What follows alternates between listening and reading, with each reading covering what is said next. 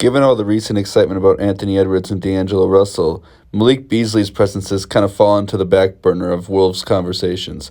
I decided that I'd dive into what he does so well and how it fits on this team. The first thing that always jumps out to me is how he fits with stars. Karl-Anthony Towns and him have a particularly outstanding chemistry you can see here. And the Wolves have an impressive offensive rating of 117.4 in the 922 possessions that Malik Beasley and Karl-Anthony Towns have shared the floor. That when you're building a Timberwolves roster, you have to consider how players fit with Towns, and a guy who can shoot like Malik Beasley is exactly what they need. I see a lot of conversation about, the Wolves need to trade Malik Beasley, and I think there's reasons to consider that. But when you think about the lack of shooting on this team, I think that Malik Beasley's ability to shoot is really important. I'm also intrigued about his fit with D'Angelo Russell. That backcourt kind of struggled early on in the year, but I feel like since we've seen development from Anthony Edwards and Karl-Anthony Towns got hurt very early on in the season, I think that his presence kind of amplifies the effect that everybody has on the court. And so I'm actually excited about this pairing. I think that D'Angelo Russell's ability to make plays for others and Malik Beasley's ability to move off ball kind of complement each other well. And so I think that if D'Angelo Russell is looking for Malik Beasley, and Malik Beasley's always running around, I feel like that's a pairing that makes sense to me. And then also with Anthony Edwards, I think that there's reason to be optimistic about that because Anthony Edwards showed the ability to kind of hit those shooters. And when you have Malik Beasley out there on the wing, that gives him a target that he doesn't really have when it's, Josh Okogie or Jake Layman. Malik Beasley just gives him a guy to look for, a guy to kind of have his head on a swivel, and that makes those playmaking reads easier for Ant. So I really like the pairing of Malik Beasley and Anthony Edwards. And those guys, when they shared the floor with Karl-Anthony Towns, they have an offensive rating of 121.2 in 680 possessions when Malik Beasley, Anthony Edwards, and Karl-Anthony Towns share the floor. So that just kind of speaks to how dynamic that kind of partnership can be, as you just saw right there. And I feel excited about those three sharing the court at some points in the future. Malik Beasley is also an outstanding transition player. He scores 1.27 points per possession in transition, and you can see that on the court on the film too. He is always sprinting to the rim or to the corner. You can see him really play with energy in transition, and this is an ethos that Chris Finch has. This is something that he wants to do. And so you can see how Malik Beasley's kind of always running attitude would fit well with the team that has D'Angelo Russell, who kind of likes to play at his own pace, who has, Karl-Anthony Towns, who isn't a crazy transition player outside of, trailing. And so you've got Anthony Edwards, who's going to attack the rim, but Malik Beasley's presence is really important on this team, on a team that has the desire to play fast, but maybe not the star talent that is exactly well suited to play fast. So you need those high-level role players to really buy into that transition ethos that Chris Finch has. And so if you want that kind of characteristic of your basketball team, you need to have players like Malik Beasley who are aggressive in transition, attacking the rim. And I think this skill set is useful when you play alongside stars like D'Angelo Russell and Karl-Anthony Towns and maybe Anthony Edwards next year. And I think it's also useful when you play with the bench lineups of Jalen Noel and Naz Reid. Because when you play with those starters, you really need to be able to impact the game without the ball. And attacking in transition is a really kind of smart way to do that. And then when you play with those bench units with Jalen Noel and Naz Reid, those times you just need to get buckets whenever you can. And so the ability to kind of create buckets that wouldn't have already been there by attacking the rim in transition is a really valuable skill for this team. And that kind of brings me to my next point, which is, what is Malik Beasley's ideal role? He can play alongside the starters, but he does have defensive limitations at 6'4" and less than 200 pounds. He just is not kind of the ideal third wing to put alongside Jaden McDaniels, Anthony Edwards, D'Angelo Russell, and Karl-Anthony Towns. He's a great offensive fit, but his defensive fit is questionable. And so that's where I think a lot of Wolves fans say, they should trade Malik Beasley. And I have a little different thought about that, which I think that if he's amenable to this, which is a big question, but if you can get him to buy in, I think that he makes a great sixth man. I think that his ability to create offense for himself, um, and to create offensive opportunities for his teammates by with his scoring gravity and with his playmaking ability.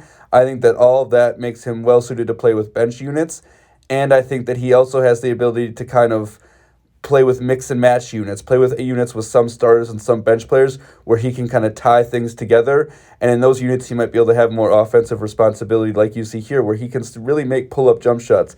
He's a quality pull up shooter, probably one of the better ones in the league, and he shoots 38.1% on pull up threes, which is a really, really, really impressive percentage. And so I think you can't just lose that skill. You really need to be able to take advantage of that, and that's hard to do when you have D'Angelo Russell, Anthony Edwards, and Karl-Anthony Towns on the floor. And so I think there are times where you can maybe bring Malik Beasley off the bench, and then you have him play with just one of those guards, either D'Angelo Russell or Anthony Edwards. And so I think that then you can give Malik Beasley some more offensive responsibilities that he's gotten used to in scoring almost 20 points a game this year. I think that you need to be able to still take advantage of those offensive skills while also focusing on the talents of your star players in those kind of first and last minutes of each game and each half.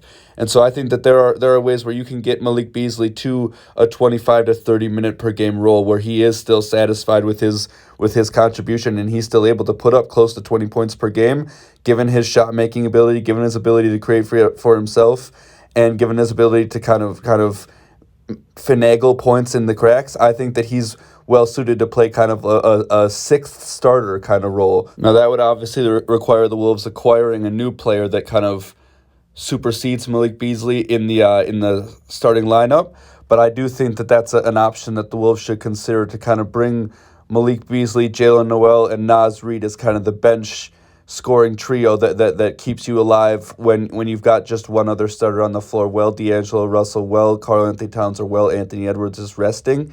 I think that those three, especially Malik Beasley, have the ability to kind of sustain the offense in non-traditional ways when the core guys are not on the court.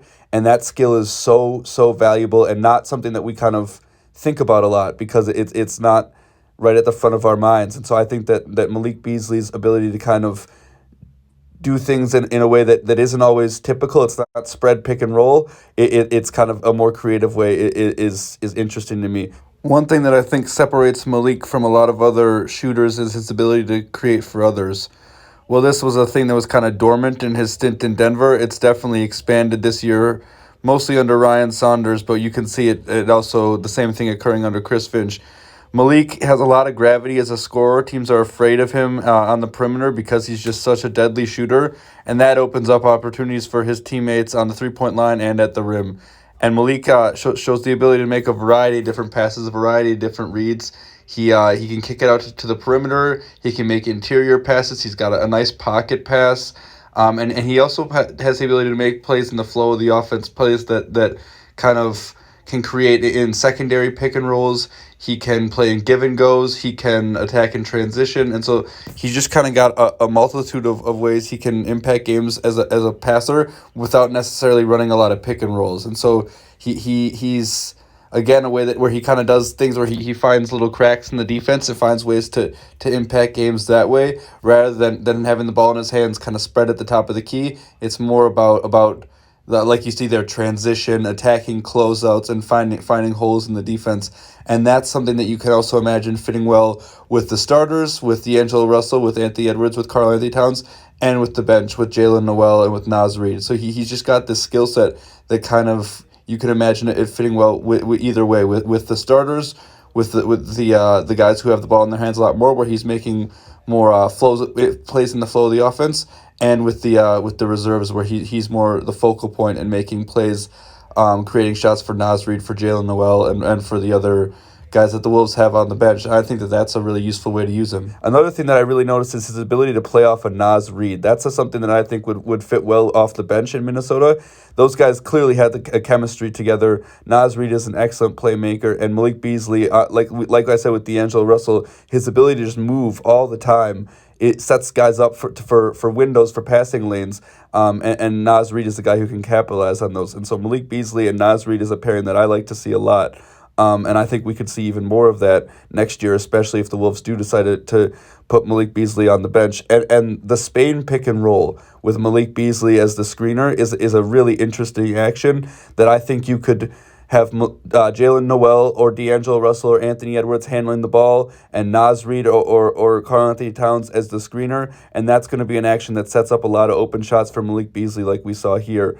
And so I'm excited about Malik Beasley's ability to play in Chris Finch's system when he gets more comfortable. They really didn't get a lot of sustained time together this year, and so I'm excited for Chris Finch to kind of get his hands on Malik Beasley and really think about what strengths Malik brings to the game. I mean, his ability to kind of change games as a spot-up shooter is rare. In spot-up situations, has scored 1.3 points per possession this year, which is in the 98th percentile. So you're talking about the elite of the elite of the elite shooters in the NBA.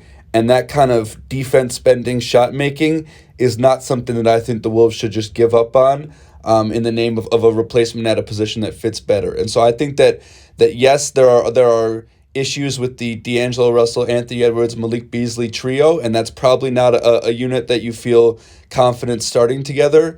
But I do think that there is a spot for all three of those guys on the Wolves roster playing 25 to 30 minutes a game where the Wolves are actually, have offensive options and have, it's not just the Karl-Anthony Towns, D'Angelo Russell pick and roll or Karl-Anthony Towns post-ups to guys where there aren't a lot of shooters on the floor. I feel like Malik Beasley adds something to this roster. And now that does take some communication from Gerson Rosas and from Chris Finch and from whatever other coaches on the coaching staff to get Malik to realize that a six-man role is something that he could thrive in, and that's what this team needs is to spread out their kind of offense-first creators. And given the investment they've made in D'Angelo Russell and Anthony Edwards, those guys aren't going to the bench. And so Malik is the obvious option. And I feel kind of excited about him being able to shoot the ball as much as he wants. Malik loves to shoot. So I think we could have a potential sixth man of the year on our hands here. The rare 15 to 20 point per game bench scorer that all the great teams seem to find a way to have. So if I were Gerson Rosas, I'd plan on bringing Malik Beasley off the bench next year, which means targeting another starter during this year's offseason. We'll see if they can make that happen. Thanks for watching. Don't forget to subscribe and let me know what you think in the comments.